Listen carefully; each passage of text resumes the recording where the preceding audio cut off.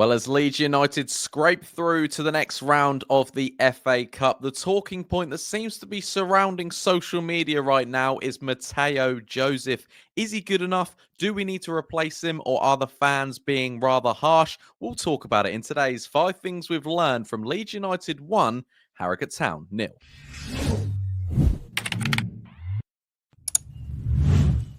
All right, guys, what's going on? My name is Ollie Ward. Welcome back to the Ollie Ward channel. Hope you've all had a great weekend, a great Sunday, and you're ready for 5 Things We Learned. If you are new around here, 5 Things We Learned is just we take 5 things from the previous fixture and we chat about them. Before we do get into it, be sure to smash. Let's go for 250 likes. I'm on a 12-day streak. I've uploaded every day of January. If you want to keep seeing that, be sure to show some support. Smash that like button, subscribe if you're new, and get all your comments in on everything we spoke about today. The first thing I want to chat about on the 5 things is, of course, Mateo Joseph. He's getting a lot of criticism online after yesterday's performance. It's difficult with Mateo Joseph. You know, I don't think he's the striker we need now, necessarily, but I think he's a brilliant talent. He's 21. There is definitely potential there. I think someone put a statistic like when Dominic Solanke was 21, he didn't have any goals and all these things, and done all these players who've gone on to do great things that at this age is hard and they need development. But unfortunately, Leeds aren't in a development process right now of a number 9. It's the pressure to put on the number 9 again. We've done the same thing with Joffy and kind of ruined his career in a sense. You put too much pressure on a number 9, and that comes down to not investing in a number 9. You put it on a youngster, and look, he's got the fans already turned on him already. I thought he's actually good touches of play last night. Actually, after I've calmed down about the whole performance, I thought Mateo Joseph, little passes around the corner, breaking up play, good. He just deserved a goal. He did hit the post. He was a little bit greedy at the end. It was a striker that looked like he needed a goal to maybe shut the fans up. But Mateo Joseph, for me, isn't the finished article. And we right now, in a promotion hunt, need a finished article. And Pirot is scores goals, but, you know, can we rely on him week in, week out? And that's why I feel a bit sorry for Mateo Joseph, because I think if we go up to the Premier League, he has another summer, I think he will be a handful and I think he will be useful. And you got to remember the start of the season, he was very, very good. But the last 3-4 games, I understand the fans' frustration. He's had 90 minutes again yesterday, and he wasn't brilliant. He didn't score, but I thought there was special moments that he had last night. There was good bits of play, and I think there is a talent there. But unfortunately, like I said, we need a number 9 now. He will be a good number 9 in the next few seasons. And that's unfortunately Mateo Joseph's thing. I don't think we should send him out on loan. We've sent Joffy out on loan pretty much. I think that's going to be all sorted and accepted. And the medical going to be done to Hull this week. I think that's going to go ahead. But Mateo Joseph is needed as a backup. He's not, unfortunately, going to start as a number 9 each week. I don't think Daniel Farke right now can trust him. But then you turn to the 49ers and say, well, we need a number 9 then. Patrick Bamford's injured. Perot's not always scoring your goals, and he's a bit injured right now. And Mateo Joseph, there's too much pressure on him. And I think that's what it's down to. A lot of it is a lot of pressure wearing, you know, the number 19 for Leeds United, Pablo's number, but being the number 9 for Leeds United comes with pressure. He's 21. And remember, a lot of these good goal-scoring players now in the Premier League doing brilliant things. At 21, they're going out different loans and doing things. To be the number 9 of Leeds United at the age 21, he had a brilliant preseason. I hope he finds his form again. But yeah, I think fans are being very, very harsh on Mateo Joseph. I think there is a brilliant player in there. But unfortunately, we need a good number 9 now. I don't want to wait too long for the finished product. And I think when their finished product is there in a few seasons' time for Mateo Joseph, he will be an absolute handful. Second thing we have learned from the Harrogate game is Guilavogui. Okay, I love Josuha Guilavogui. I think he does brilliant speeches online, but I don't think he's a centre-half. It was his first 90 minutes in 10 months. You got to let him off there, but I prefer him in the middle of the park. Last 10, 15 minutes, breaking up the play. I don't think his pace was brilliantly exposed yesterday.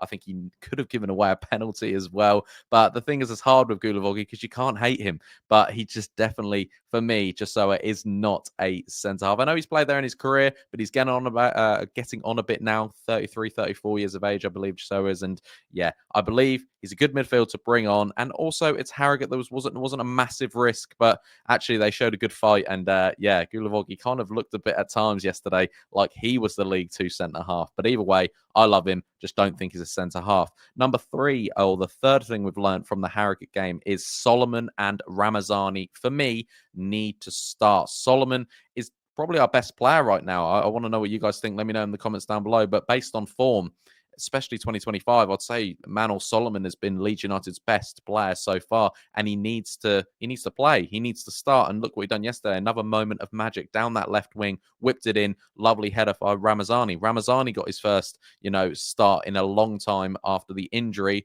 Farke put his trust back into him.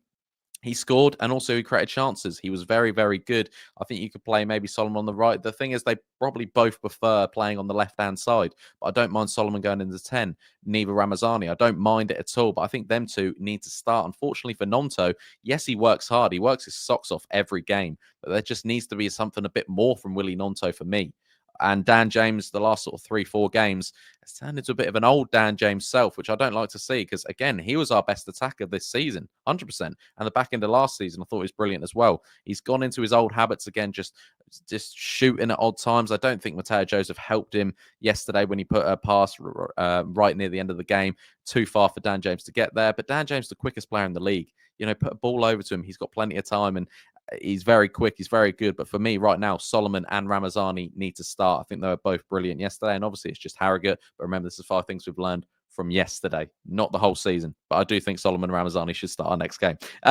Number 4, I've gone for Schmidt impressed. Again, I know it's against Harrogate Town. I know it's League 2 opposition. But still, I thought Isaac Schmidt looked good. And, it shows that Farke can trust him. Maybe I think he can play right back, left back. He likes the overlapping stuff. I thought he looked very, very good. I think he's got bags of talent, and I think you now don't have to put Ampadu at right back, or you don't have to try and put square pegs in round holes. You can actually put Isaac Schmidt, and you can trust him. And I think that showed last night. I think a lot of fans were very impressed with Isaac Schmidt. Obviously, it's only the first 90 minutes that we have seen of him, and we will get to see more, and maybe he's got a mistake in. You don't know. He might have a mistake in him. But also, I thought he put a good account of himself last night. And you can only play what's in front of you. And I thought he had a very good game. So I was impressed with Isaac Schmidt. And number 5 is a bit of a one that I want to know what you guys think. Style of play, still a worry. Obviously, Harrogate came to Ellen Road yesterday, being the League 2 side, and put a low block. They were defending. And Leeds still struggled to break past them. Obviously, I put in yesterday's video as a poor performance, talking about it and watching it back. It wasn't a very good performance at all, but also Leeds were always comfortable. I wouldn't say we were cruising it, but we were comfortable. I think the result was always going to come our way, but the performance just lacked, if you know what I mean. I wasn't worried that we were going to lose to Harrogate, but I did think I want to see a better performance from, the people starting and the bench and things like that. But the style of play, realistically, is still a worry. It is still a worry that the low block teams, I think if that was against any championship side, that game could have ended 0-0 maybe. I think it's just an ounce of quality from Solomon and Ramazani that helped turn that game and saved the FA Cup exit, I guess, in a way. But I don't know about you. I think the style of play is still a worry. It's boring to watch as a Leeds United fan. I think we were spoiled with Bielsa Ball. Daniel Farke's way of winning is, back in the Norwich 2018 days, he was, I think I saw a Norwich fan on Twitter saying, we had to try and tell him to defend. We had to try and say, let's not concede many goals. We're scoring loads, but let's not concede loads and things like that. And now we're happy with 1-0 and 2-0. And yes, statistically, Daniel Farke always says, he wants 3 points at home, 1 point away, and he's happy with that. 4 points in 6. Like he's always happy with the 2-point average and thing like that.